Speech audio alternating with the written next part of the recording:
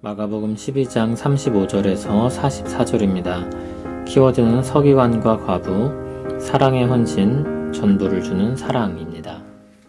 예수께서 성전에서 가르치실새 대답하여 이르시되 어찌하여 서기관들이 그리스도를 다윗의 자손이라 하느냐. 다윗이 성령에 감동되어 친히 말하되 주께서 내 주께 이르시되 내가 내 원수를 내 발 아래에 둘 때까지 내 우편에 앉았으라 하셨도다 하였느니라. 다윗이 그리스도를 주라 하였은즉 어찌 그의 자손이 되겠느냐 하시니 많은 사람들이 즐겁게 듣더라. 예수께서 가르치실 때 이르시되 긴 옷을 입고 다니는 것과 시장에서 문안받는 것과 회당의 높은 자리와 잔치의 윗자리를 원하는 서기관들을 삼가라. 그들은 과부의 가산을 삼키며 외식으로 길게 기도하는 자니 그 받는 판결이 더욱 중하리라 하시니라. 예수께서 헌금함을 대하여 앉으사 우리가 어떻게 헌금함에 돈 넣는가를 보실새 여러 부자는 많이 넣는데 한 가난한 과부는 와서 2렙돈 곧 한 고드란트를 넣는지라. 예수께서 제자들을 불러다가 이르시되 내가 진실로 너희에게 이르노니 이 가난한 과부는 헌금함에 넣는 모든 사람보다 많이 넣었도다.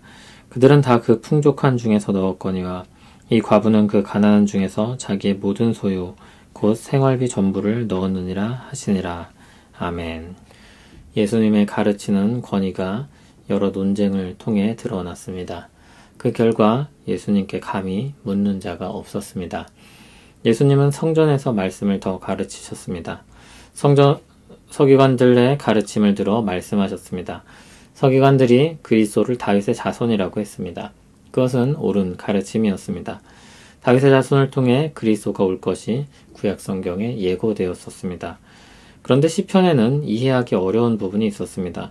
36절을 보면 다윗의 시편을 가리켜 말하고 있는데 다윗이 성령에 감동되어 친히 말했다고 했습니다. 주께서 내 주께 이르시되 내가 내 원수를 내 발 아래에 둘 때까지 내 우편에 앉았으리라 하셨도다. 이것은 시편 110편의 인용입니다. 다윗은 그리스도를 주라고 불렀는데 어떻게 자기 후손을 주라고 칭했냐고 했습니다. 다윗이 주라고 부를 대상은 하나님 뿐입니다. 그것은 그리스도가 단지 그의 후손일 뿐 아니라 신적인 존재로 오신다는 말씀이었습니다. 다윗이 그것을 성령의 감동으로 말한 것입니다. 많은 사람들은 그것을 즐겁게 들었다고 했습니다. 시편 110편 말씀에 대한 설명을 듣고 다윗의 후손으로 오시는 그리스도에 대한 의미를 깨닫고 받아들인 것입니다. 예수님은 이어서 서기관들을 삼가라고 하셨습니다. 그들을 경계하라는 것입니다. 그들의 모습이 38절, 39절에 묘사됩니다. 그들은 긴 옷을 입고 다니고 시장에서 문안 인사를 받고 회당의 높은 자리와 잔치의 윗자리를 원합니다. 긴 옷을 입는 것, 사람이 많은 시장에서 인사를 받는 것은 모두 회당이나 잔치에서 높은 자리를 앉고자 하는 것과 같은 맥락에서 볼 수 있는 것들입니다. 그들은 자신을 높이는 것을 즐거워했습니다. 한편 40절을 보면 그들은 과부의 가산을 삼키고 외식으로 길게 기도하는 자들로서 심판 때 더 중한 판결을 받게 될 것이라고 했습니다. 과부는 약자의 전형이었습니다. 하나님은 그런 그들을 친히 돌보신다고 말씀하셨습니다.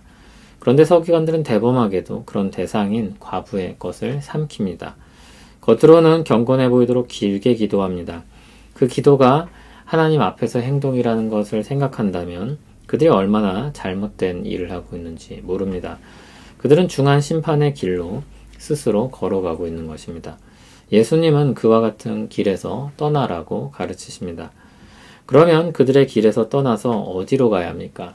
잘못된 신앙을 버리고 바른 신앙으로 나아가야 할 것입니다. 예수님은 바른 신앙의 예로서 가난한 과부의 헌금을 말씀하십니다. 예수님은 헌금함이 보이는 자리에 앉으셔서 사람들이 돈 넣는 것을 지켜보셨습니다. 여러 부자가 많이 넣었습니다.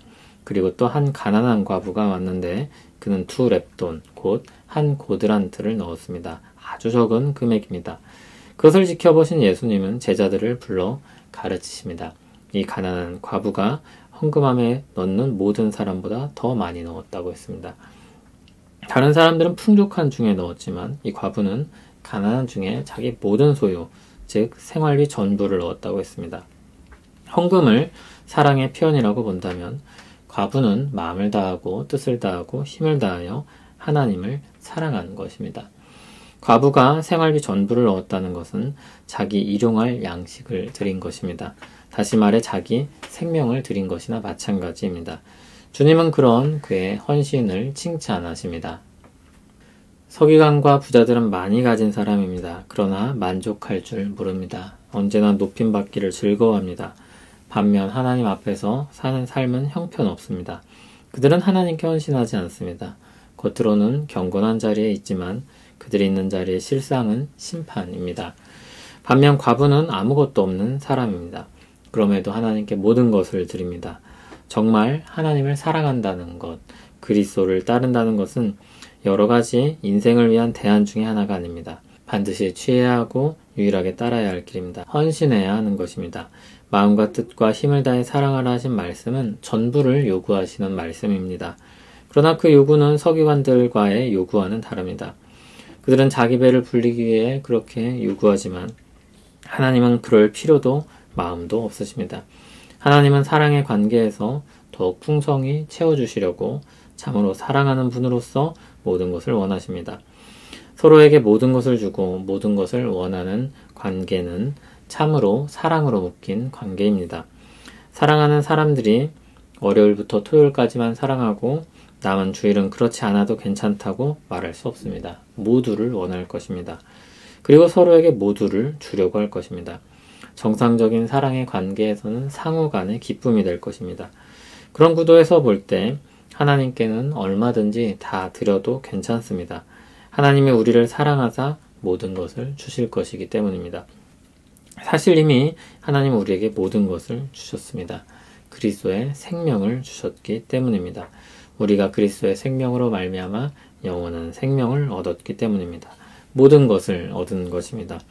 그리고 생명을 얻은 자로서 우리는 하나님께 모든 것을 드리는 헌신의 마음을 가지고 사랑하며 살기 시작하는 것입니다. 우리는 중요한 일에 있어서 모든 것을 쏟기를 원하고 요구합니다. 예를 들어 국가대표로 나간 선수들에게는 그들의 모든 기량을 쏟기를 바라고 기대합니다. 국가대항 경기를 나갔는데 국가대표 선수가 마실 나온 것처럼 설렁설렁 하면 사람들은 그를 비난할 것입니다. 그 경기에 달린 명예가 있기 때문입니다. 그의 경기는 우리의 경기이기도 합니다. 사랑하는 관계에서는 더욱 그렇습니다. 적당한 사랑을 원하는 사람은 없습니다. 에베소 5장에 나오는 부부관계에서의 사랑은 상호 간의 헌신을 이야기합니다. 마치 그리스도와 교회가 그런 것처럼 상호 간의 헌신을 말합니다. 그리스도는 자신의 생명을 교회에게 주었고 교회는 그런 주님을 향해 전적인 사랑으로 헌신을 합니다. 상호 간의 헌신에 사랑을 베풀 때는 아무 문제가 없습니다. 그것은 도리어 큰 기쁨이 됩니다. 그래서 사랑은 전부를 원하는 것이 정상입니다. 다만 죄악으로 인해 사람들은 전부를 원하면서도 자신의 전부를 주지는 않는 문제가 있습니다. 그래서 손해를 보지 않으려고 눈치를 보곤 합니다. 하지만 하나님과의 관계에서는 그런 의심과 걱정을 거둬도 됩니다. 하나님은 우리가 드리는 것 이상으로 우리를 사랑하시며 또한 주시기 때문입니다. 우리를 사랑하시는 하나님을 더 사랑하는 우리 모두 되기를 소원합니다. 하나님의 사랑을 힘입어 하나님을 사랑합니다. 마음과 뜻과 힘을 다해 사랑합니다. 우리 삶 전부를 거룩한 산제사로 드리길 원합니다. 하오나 우리가 바라는 만큼의 사랑을 드릴 수 없는 연약한 존재이오니 은혜를 베풀어 주시고 보잘것없으나 진실한 우리 사랑을 받아주시옵소서. 오직 주님만이 우리의 주 되시며 우리 사랑의 대상이 되십니다. 우리를 받아주시옵소서. 예수님 이름으로 기도합니다. 아멘.